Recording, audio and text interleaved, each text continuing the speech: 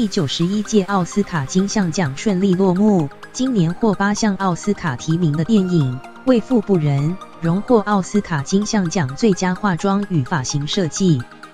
虽颁奖前被斥为夺奖呼声极高，为演出钱妮而增肥20公斤的克里斯汀·贝尔，最终与小金人擦身而过，令不少网友深感惋惜。但早在得奖前，网络上早已出现不少主演群与真实人物的对照图，神还原程度引起网友热议。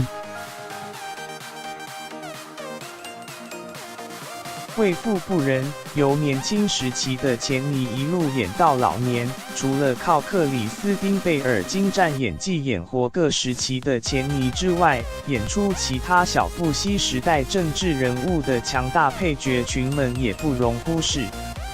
包括去年凭《意外》获奥斯卡最佳男配角殊荣的山姆·洛克威尔所演出的美国前总统小富熙，饰演钱妮夫人的艾美·亚当斯，以及饰演当时国防部长唐纳伦斯斐的史蒂夫·卡尔，三人在外表及行为举止上，可说完全捕捉到本尊的精髓。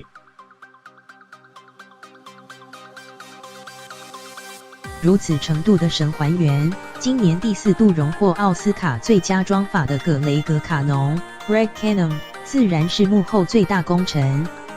至于本片最关键的角色钱妮，格雷格更是投入100%。早在电影开拍前6个月，他与导演亚当·麦凯便不断研究如何让与钱妮完全不相似的克里斯汀·贝尔化身这位美国史上最恶名昭彰的副总统。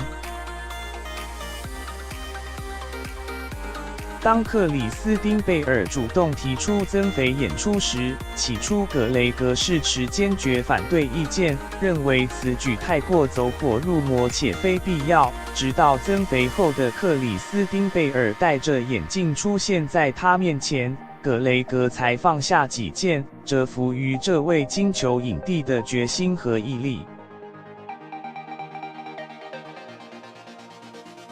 为了演活钱妮一角，克里斯汀·贝尔每次上工前都要花至少4个小时进行特殊化妆，包括贴上矽胶面具和假后颈肉。对此，他非常感谢化妆团队的专业与付出，才能让他在大荧幕上呈现完全不同的风貌。